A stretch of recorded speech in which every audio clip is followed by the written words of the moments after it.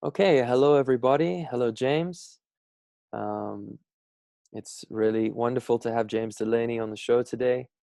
Um, I met James about 2 or so years ago at the Wilds, of course, and I had for a long time been uh, inspired by the stories that I had heard about the Wilds. I had actually contributed to one of the crowdfunding campaigns, but had never been there. um, Eventually decided enough was enough, and went to the wilds, met James, met his wonderful sidekick Pablo, and it had such a profound impact on me, both James and the wilds and Pablo, that I ended up moving into Kalani, even though I'm not there anymore. But it was a wonderful year, and yeah, the story of the wilds and what you've done is incredibly inspiring. It's got lots of twists and turns, and many people have heard things about it, um, and that's why I decided to have James on today. So, James, thanks for being here and welcome. Pleasure, Dave. Nice to be here. I'm going to throw you in the deep end a little bit. Um, I I thought of this earlier. I was like, wow, James is kind of like a Batman of the of the green of Johannesburg. um, a kind of somewhat of a vigilante, um, you know, person who's representing justice. But I'm not sure if that was your original intention at all. But yeah, maybe give us a little bit of a background into how the process of stumbling upon the wilds happened. Yeah, it's all gone in all kinds of directions the last 6 years. But it started off very humbly. I just got a dog and I needed to walk him, and I live in a flat. And the flat backs onto 40 acres of parkland. And I just thought, like, this is mad that I'm driving to other parks to go and walk my dog. And there's this green space next to me. But it had such a fearsome reputation that none of my neighbors had ever been in before. And people in Joburg would talk about the wilds in hushed whispers as if it was like this terrible place. I think the name, the wilds, kind of added a bit to the sense of intrigue around it. Um, but it's cut in two by a very busy road, so tens of thousands of people go past it or through it every single week. It's bordered by two big schools, in fact three. There's an education college as well. It's backed on by dozens of flats. There's big houses around it, but nobody was going in. And I somehow got a key for one of the pedestrian gates. I've forgotten how I got the key, and that's next to my building. And I started walking in from there. But at the beginning, I was very scared because I'd heard all these terrible stories. And so Pablo and I would kind of sneak around and not go too far in, and then rush back to the gate and run back home again. um, and then as I grew in confidence, I just started discovering this wonderland of forest and lawns and cliffs and bird life. And it became apparent that there was nobody there. It wasn't full of criminals like people imagined. There were a couple of old city park staff shuffling around and mowing the lawns, but there weren't really any visitors. So I'd never see anybody. The city park staff finished quite early in the afternoon. So by the time I got there later in the day, I was the only person there. And then it kind of started bothering me that the plants were so poorly cared for. So there'd be branches collapsed onto cycads, and the forest floor in a lot of areas was completely dead because the canopy was overgrown. There were so many dead branches that the light and rain couldn't get down. And so many plants in a planted park like this require separating and a bit of care, and that hadn't been done for maybe 2 decades, maybe longer. So it was quite overgrown and quite dark, and it did feel like it could be dangerous because you couldn't see very far. The pathways were okay. You walked down the pathways, but you couldn't really see into the bush. So if you had an active imagination, you would imagine all kinds of nasties hiding in the bushes as you walked, which didn't really encourage people to explore. Mm. So for the first 2 years, I just tinkered around. I just started getting to know it and fiddling with some of the plants, fixing what was obviously broken or where the plants needed disentangling, making some basic repairs. I've been working in other parks before, particularly trimming trees, pruning them to lift the canopy of the tree. And I started doing a bit of that, but quite small interventions. And over time, I got quite attached to my private 40-acre back garden.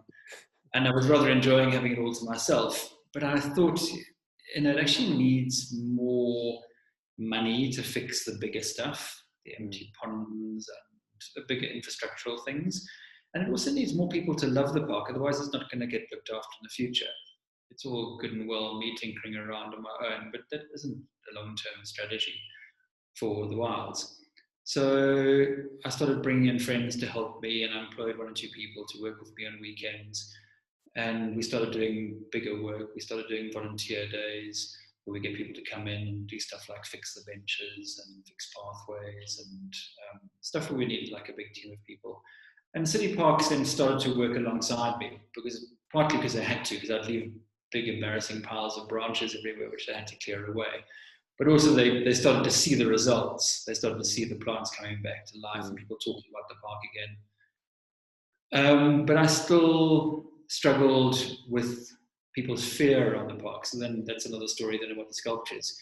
But what started to happen is that people became aware of this as being a space which they could participate in. They could do stuff to it and that could improve it. And the idea started catching on in other parks as well. And now I'm seeing that more and more, and I've been giving advice to some people in other parks. Now there's very active friends groups fixing up the James and Ethel Gray Park and Birdhaven and Zoo Lake and the Norwood Park. And I mean, all sorts. You hear about these things all over the park in Crayhall. So there's a sense of a movement growing of people saying, shit, I can actually do stuff. I'm not powerless.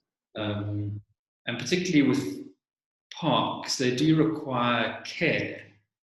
It's one thing, what the Parks Authority tends to do is the kind of bulk work, like mowing lawns, big stuff with machines and teams of people. But plants require a whole lot more finesse than that. So it makes sense that communities are active around them and they start participating and caring for the details. Sure. Nice. Well, there's a lot of things there that we can explore and kind of break down a little bit. Before I kind of go into your original initiative, what's also fascinating about it is the kind of timeline of the wilds. It has a very old history. I think the original date is 1922. That's correct? 19. I think it first got planted up and the pathways were laid in the 1930s. Okay. So it might have been declared a park in the 20s, but we're talking almost a century. Yeah. And which is why the trees are so amazing. Like those yellowwood trees, those are 80, 90 years old. It's incredible. And the wild sits on top of the ridges of Joburg. These are the original kind of gold-bearing ridges in one of the cities here. But within them are aquifers. So there's a ton of water underneath the wilds, and I think that's also why some of the trees are so magnificent. They were planted a long time ago, and they've tapped into that water. Yeah. I mean, so my first kind of the first time I ever heard about it was I was going to do some kind of like a course up the road from the wilds in Yeovil with a teacher called Lionel Berman, who's quite a relatively popular figure in kind of alternative circles in Joburg, and he's in his he might have a go at me if I get this wrong, but I'm pretty sure he's in his 60s, maybe close to 70s, but you wouldn't think it at all. And he's lived in Yeovil for ages, and he grew up there and used to go to the wilds as a kid.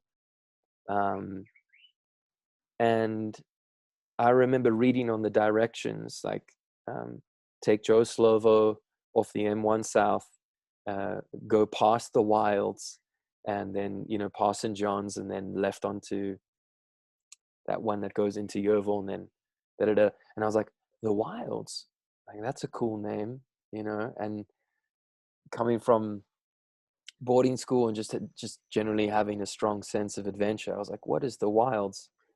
Um, and I remember him mentioning it a few times, and what an influence it had had, but how he no longer went there now. And I was like, what's happened, you know?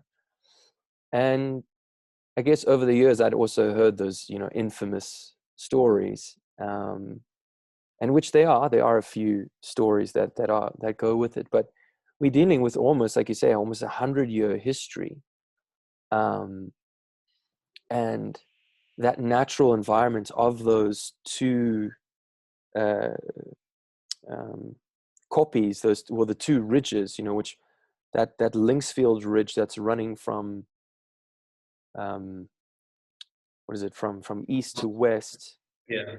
And then there's that kind of that little valley, which is Joe Slovo.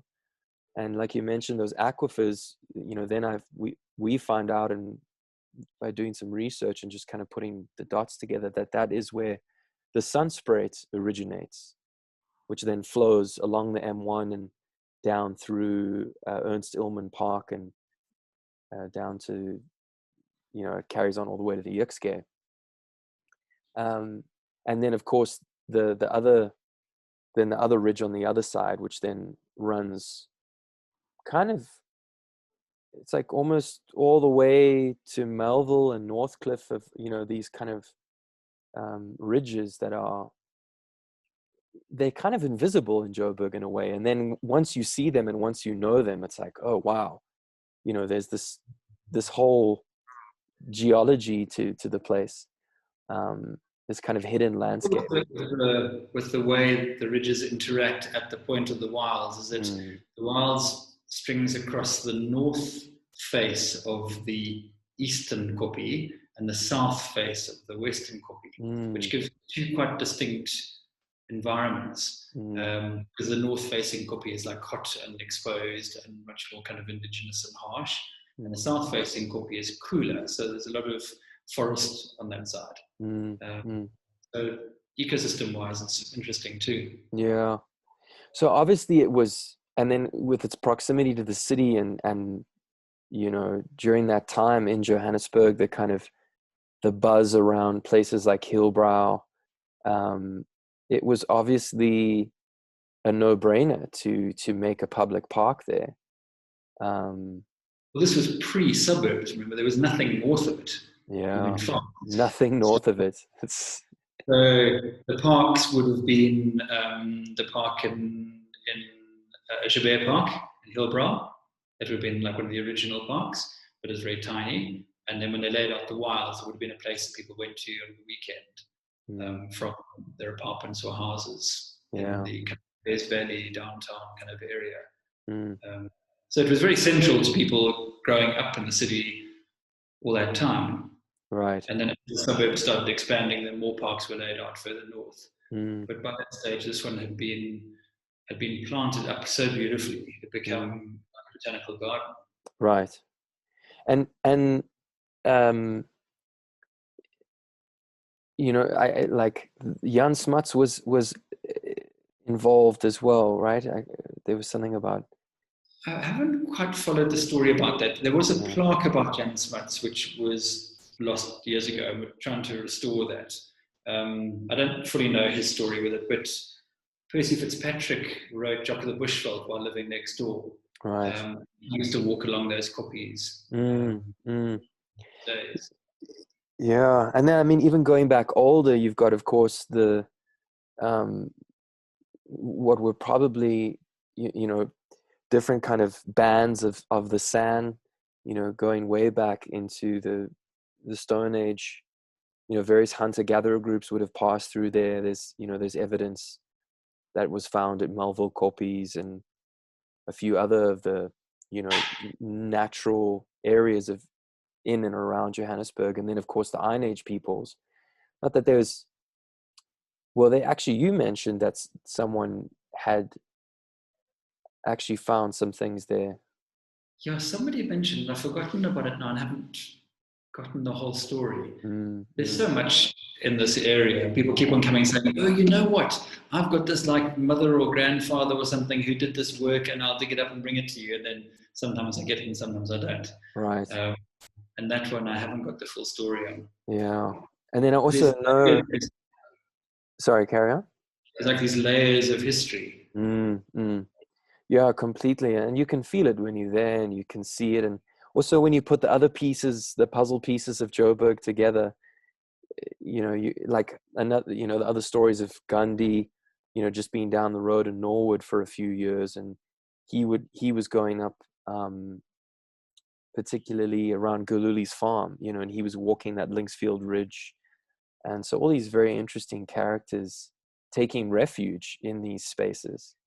Um, Mm. and then, Also, under apartheid, the Wilds was a very popular wedding photo venue for everybody, people of color as well. wow. And I'm not quite sure how it worked. That it was a park that was like anybody could go to, Mm. but black people who were married in the 50s and 60s had come to me and said, "Wow, we had a wedding photograph taken there." Well, years ago. Amazing. So yeah, it's lots of stories. Yeah. And I mean, there's that footage, that archive. I can't remember the guy's name, but he's got all those old videos of the wilds, I think in the 50s and 60s. And so anyway, the point is that there's this amazing place and people have been going there for years and years and years and years. Obviously, Joburg gets bigger and bigger and bigger. And then there was another guy who um, got very involved, or there's been a few people who've obviously been very involved in, whether it's the infrastructure of the place or taking care of the plants, or there's been some people who've done amazing things. But then, like, what do you think? What have you pieced together that happens that it falls into such a state of of like negligence and neglect and then all the fear that came around it? I guess it's a combination of things. It probably goes back to the like later 80s and into the 90s when town was starting to collapse and businesses were fleeing out to the suburbs. So everything around town started being seen in a negative light. And so you get this kind of vacuum because there's a withdrawal of people and then public spaces become empty. And you see that all around the downtown area. Mm, Um, that started turning around maybe 10 or 12 years ago. Then the rot kind of reversed and town is now becoming a lot better. But in those days, there was, I think, a great sense of fear, particularly amongst the wealthy and amongst white people. Um, and then new people started moving into Yeovil and into Hillbrow and Berea. A lot of them were immigrants from the rest of Africa who didn't know the wilds and didn't know the park. Um, and there were some incidents of crime, and I think they got lots of attention because the wilds would have been quite a famous place. And there's nothing like fear to sell newspapers, so mm, those stories I think got quite a lot of light. And it sounds like the Joburg parks, their level of attention to the wild declined significantly because it always had horticulturalists looking after it, and it should always have that. And it hasn't had one for many years, and it probably suffered from budget cuts and things like that. And mm, it just kind of wasn't being cared for. So it's a combination of various things. One of the guys I think you're referring to is TJ de Klerk, who in the early 2000s.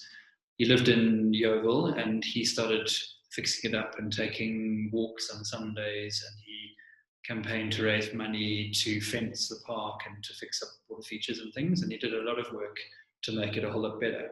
mm. Um, he One of the big things was fencing it, because before that it was unfenced, and you know how many points of entry and exit there are from the wilds because it's so big. Right.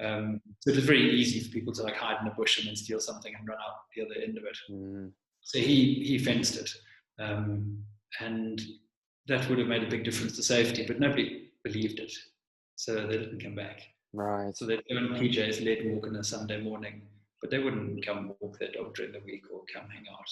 Mm, Um, the sense of fear was probably still too big. Mm. Sure. Okay, so then this shift happens, and then you just, what year exactly was it that you kind of first went in? I have to ask Pablo. He's 7 years old now, so how many, 2013 it would have been. Okay, 2013, 2014. Yeah, 2013. And then after, you were saying after about 2 years, there started to be a bit of momentum.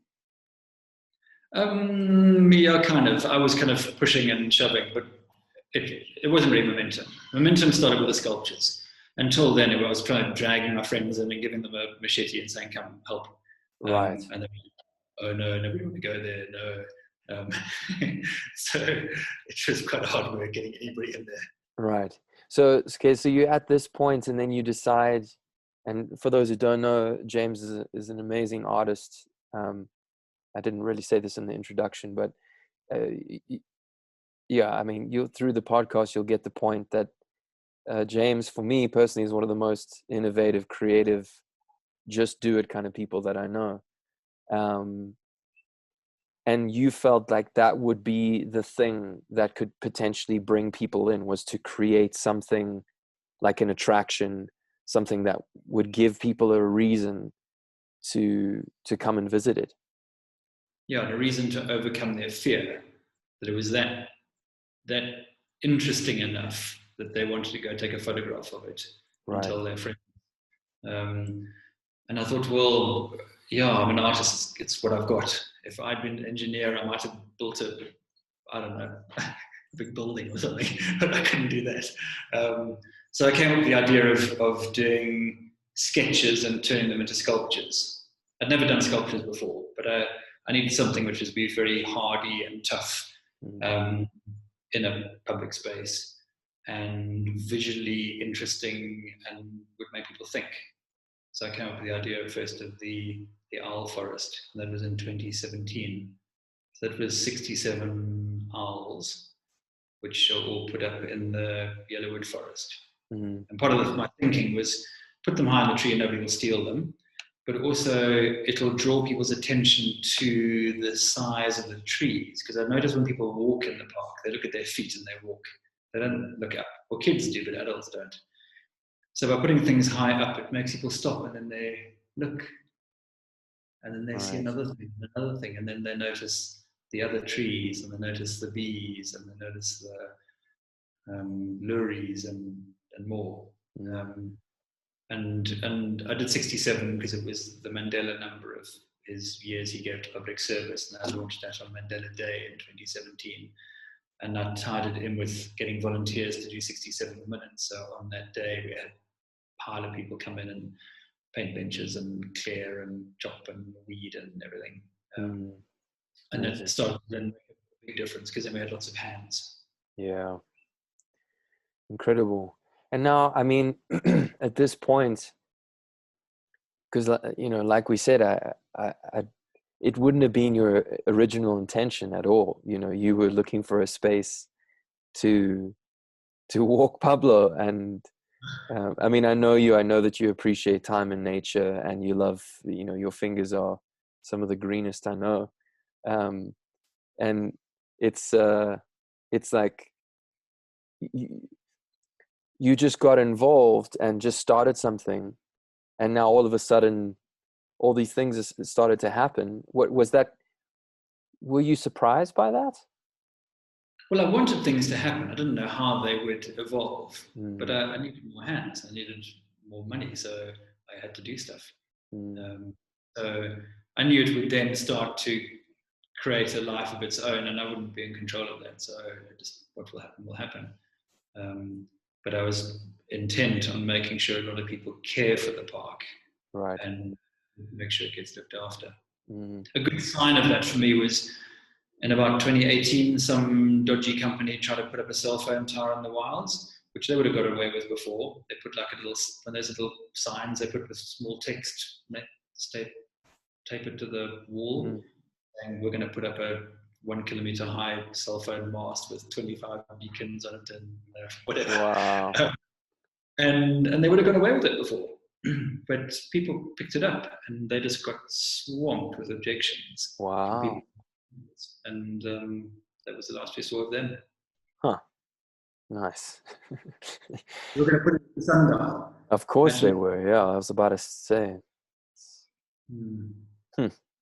So, okay, and now, so there's momentum. People are getting involved, and um, now all of a sudden there's care and there's love, because anyone who goes there cannot help but be like completely surprised of the beauty of it, the depth of it. Um, it's just an extraordinary place. And the whole thing is that most people have driven past it. When, not most, but a lot of people have driven past it, and they're like, oh my gosh, like I didn't even know that bridge, which you brilliantly placed that little monkey there, which is such a great gesture. Um, but people walk in and they just, you're like, whoa, what is going on here? And then you just get to explore all the nooks and crannies. And you can't help but care. You can't help but say, hey, like, this is an important place. This is, um, this needs to be protected. This needs to be, um, accessible for everyone. And um, yeah, Yeah, that was exactly my thought. Is as long as they go there, then they'll see it and they'll mm, experience it. mm, So I just had to get them in there. right. So I totally felt sorry. That once I had the hook and I could get them in there, then I knew they would become fighters for the park. Exactly. And that's totally worked. Yeah. um, I mean, It's because extraordinary, like the way that it's been laid out. There are 8 kilometers of stone pathways, which I'm told now would cost about 20 million rand to build. And it's an incredible infrastructure. It's got those magnificent greenhouses, that pretty cool bridge. Like those things are like really nicely styled. They're 50 years old, and it was all just grassland before. It was like the Melville Cockles. It was just yellow felt. And now when you walk through it, it's like walking through a jungle through half of it. mm, And the different sections was planted very deliberately, section by section, with different species of plant. So there's an area which is a wild olive forest, and it's underplanted with agapanthus. And then you go into the yellowwood forest, which is underplanted with clivias and iris. And then you go into open areas which have particular kinds of grass, and then there are aloes in that grassland. So it's got all these different zones, and it's all been beautifully planned. So when you walk through it, you get the sense. You're not quite sure why it makes sense, but it just does. Like you just move through one place and then into another one. You're in the mm, shadow of the forest, it's all quiet, then you pop out and it's green, beautiful lawn, then you go into another area, it's wild grassland. There's a beauty in the way that it was designed, yeah. which then we're working on a foundation. So when we're doing our repair work, we just work with that. Mm, mm. Yeah, I mean, it really, it does have a magical, whimsical feel about it. And I can imagine, I love the rough and rugged kind of, feel of Melville Koppies and all those other places, but the wilds has got a completely different vibe and enchantment about it. And I would imagine some of those people, I mean, I'm just taking a bit of a guess and using my imagination, but you could get the sense that there was a bit of like romanticism and kind of idealism when they were making those paths. They really got kind of creative with it. One of the most amazing things that happens at the wilds, particularly, yeah, kind of January, February, March, is those when it gets misty. Um, there's been times when I've been walking through that mist and like the only person there. Maybe it's like around sunrise or sunset, and I know you're somewhere with Pablo, but I'm like, am I in like Machu Picchu? Like these these pathways meandering through this hill, and like I can't see further than 10 meters either way, and it really is completely bewildering and like enchanting. And It All the definitely. bark and trees all goes incredibly green, like vividly green. Mm, It's amazing. It's so different to the rest of the city. mm, mm. And it has kind of um, created its own. There is definitely a different little microclimate around there. Totally, like you can be somewhere in around Sandton, and it can be like quite sunny, and then you can be at the wilds, and it's like that misty, cloudy, moist. It's quite remarkable. There was a snowfall about 2 years ago on the ridges here. It didn't snow in the rest of the city. And that south-facing slope of the wilds, because it's cooler, it held the snow. So for like 2 days, it was kind of white. Wow, jeez, Nowhere else in Joburg was. amazing. Yeah, I mean, I remember when that happened with hail, and it like all the ponds were like giant ice baths. It's crazy. And then of course the other side. I know we don't have much time, but the other side is completely different, and you really do feel like a bushveld kind of vibe there, and that which then bends all the way, around under Munro Drive, and it's very kind of copyish and little overhangs and not caves, but little nooks and crannies, and then that sweeping view to the north. It's just incredible. But okay, so this idea of creating sculptures and installing them gets people to come. And it clearly, I mean, I remember seeing the crowdfunding campaign. I think that was around the ostriches and the kudu, Yeah, I think it was. which kind of was almost like a second process after the owls. Is that correct? Yeah, because the owls were working well, but they weren't photographing well because they were too high up. So taking a picture with a cell phone, you know how the zoom in a cell phone is always so bad. Right. So the pictures were blurry and weren't working well for social media. And more importantly, people were stamping on the plants to get to the owls to take their right photographs.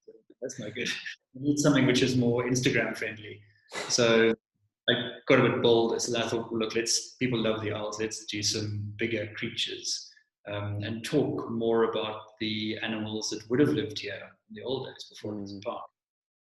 So hence the kudu, because the kudu would live in a foresty area, and the ostriches are up on top of the koppie where it's all rocky and stony. So yeah, I used a whole bunch of crowdfunding techniques to do that. I gave away my own prints as rewards to people who gave certain levels of funding. And I also did dikers and clip springers. And the giraffes. And then leading up to the giraffe. The giraffe was always in my mind. I thought, I need to have something really big that people can see from the road, because the road is where most people are going to see into the park, but they can't see in because it's too forested. So if I can do something which peaks over the top of the trees, the only creature that will do that is the giraffe. If I make it pink, then people will definitely notice it. So I forgot how I funded that one, but anyway, I somehow did. That one required quite a lot of engineering because it's so big, it weighs a ton. So we had to get a cement mixing truck in there and a crane. Wow. We dug a big hole and we laid a concrete slab into the hole below the grass, and then we bolted the giraffe onto that and then reeled over. Really strong enough to stand up for a long time. Amazing. Sure. And Sure. then that's become another one of those places people go to take a photograph, and then that creates a landmark. And then what I started realizing is people were using the sculptures to explore the park. So they're going to go to the top to go and look at the ostriches, and then walk down to the kudu, and then walk across to the giraffe.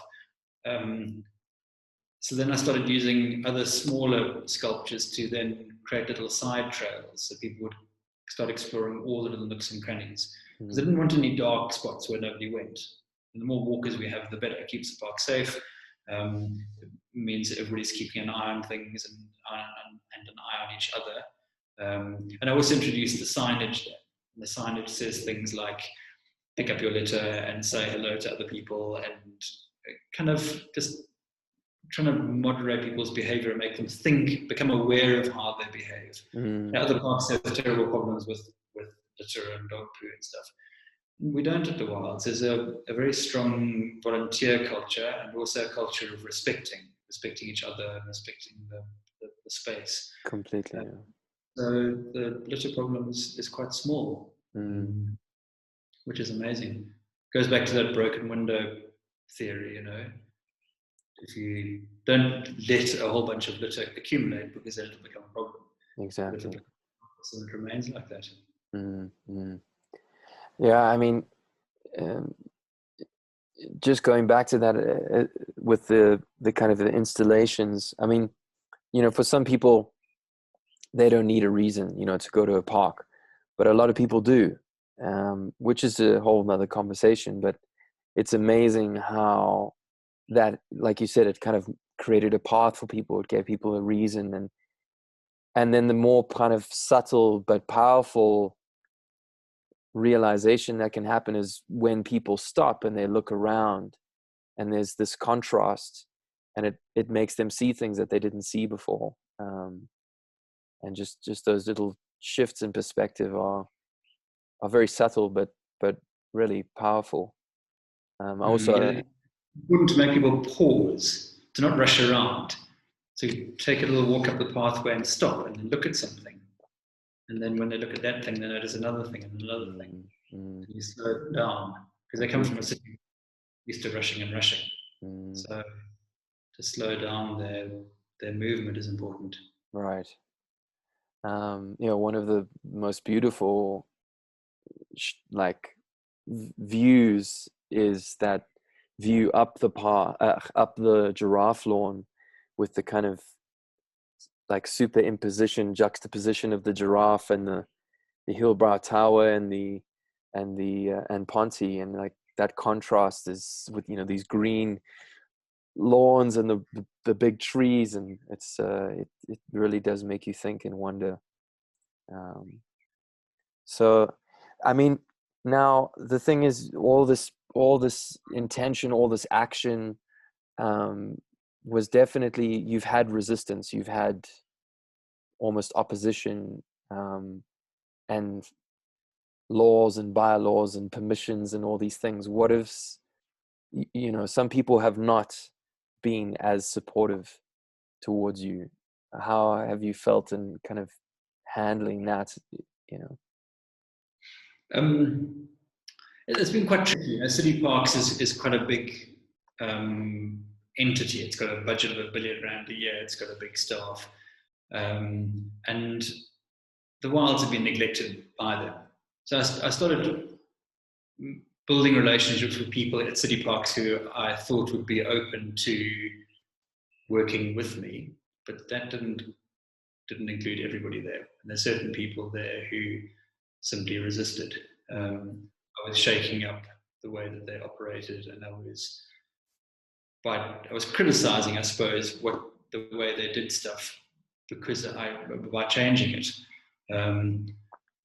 And I just try to bite my tongue and be patient and kind of go around things and quietly do them and ask for forgiveness afterwards. But there was so much to do. It's such a huge job. And it's so obvious it needed to be done. And I brought in many experts to help me to make sure I was doing the right thing. But this is a blind spot for City Parks, and they hadn't looked after their asset. And some people get threatened when somebody does their job. It has happened. So I have had some individuals who've been pretty tough and really try to get in my way. What's been quite peculiar is I've still never had a meeting with City Parks to plan stuff. Like I try to say, look, I'm thinking of doing this, I'm thinking of doing that. There's no plan for how they want to look after the park. There's no environmental plan. There's no sense of purpose. So I just filled the gap. You just did it anyway. Yeah, and I love doing it, and I'm happy to do it. Yeah, it gives me such pleasure. And I think for me, it just echoes so much of what's going on worldwide in terms of leadership in certain things. I recently watched David Attenborough's latest documentary, which he calls his witness statement.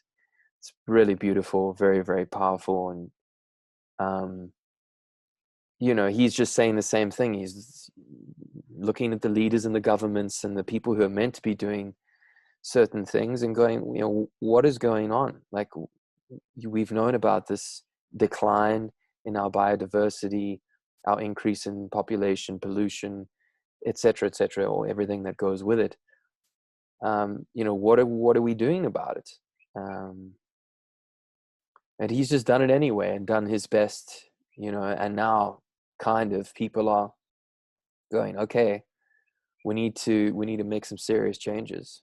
And I think that kind of, that's that spirit, that enthusiasm, that energy, that attitude is highly, it's just incredibly inspiring. And I hope that people do follow, the example that you've set in your way, not to be like you, but that people take that initiative in their own personal lives and in other places in Joburg, and they've seen what's happened over a few years, and nothing happens overnight. And hopefully Joburg can become a place that has a lot of people have talked down about Joburg, and it's not to brush any of those things under the carpet and say, oh, well, look at the wilds. But it's like, well, look what's possible, look what we can do. I think that's the message, is we can all make a positive change in some small way. And there are green spaces around everywhere. Parks, mountains, hills, roadside verges, front lawns, Yeah. other cities and things. And these all require the care of people who live there. Government's not going to do it for us. Yeah, and it's just such an empowering thing. Just, what are you doing with your attention? What are you doing with your energy? If you're someone who has a lot of money, what are you doing with your extra money? We can be doing amazing things. I mean, there's this guy in Miami. He's known as the Guerrilla Gardener. I don't know if you've ever seen what he does, but he's turned blocks in Miami into, permaculture food forests. Wow. And, this kind of thing is happening all over. So another thing, Yeah, it's such a deeply pleasurable thing to do. It's like such fun. It's so rewarding. It's so amazing. It's much better than looking at Facebook or watching TV. Exactly. I'm itching to get back into the park and go and plant things. Yeah. It's so rewarding. Yeah. So people moan and feel depressed about the future of the planet and it's the end of the world and blah, blah, blah. But actually, if you just go and plant one thing, we all do that. And that's billions of trees. Exactly. Yeah, I mean, you've mentioned social media a few times, and another big thing that I'm grateful for that is currently trending is the documentary, The Social Dilemma. And this is one of the positive things that can happen on social media and the internet is you go spend your day at a place like the wilds or somewhere, or in your own garden, and you plant something and something gets going, and you actually have something valuable to post and share, and it inspires people and go, oh, cool. And it creates a follow-up with action. People then go, oh, I'm going to go to the wilds and I want to volunteer too. Or, now what happens if that catches on? Yeah, exactly. Yeah, like all things, there's a positive and negative, and social media is exactly the same. And I've managed to use it very effectively for the wilds. We've got over 5,000 followers now on the Friends of the Wilds page on Facebook, which is it's not bad going. Yeah. For a park that nobody went to a couple of years ago. Exactly. And those, I mean, it's not really a passive 5,000. It's a very engaged 5,000. Yeah, super engaged. Yeah. Noise. Yeah, I mean, some of the things you've posted on there have gone viral, totally viral. And you are now somewhat of a renegade celebrity of, well, maybe even Pablo's even more of the celebrity than. But just to wrap it up, I know you got to go. Last year was one of the, I'm sure, in what I experienced and what we discussed, like one of the like busier years at the park, so many different people doing different things, all the walk and talks. Obviously, I got involved with doing classes and stuff there. Other people got involved doing classes there. Um, different groups doing different things, and there was really a massive buzz, which then obviously was hit very hard with what happened with lockdown. But now, how's it feeling now? Things are kind of, people are itching to get back in. Yeah, people are back in, so the car park's full all weekend again, and walk and talks are going to start happening, and there's a sense of renewed energy around it.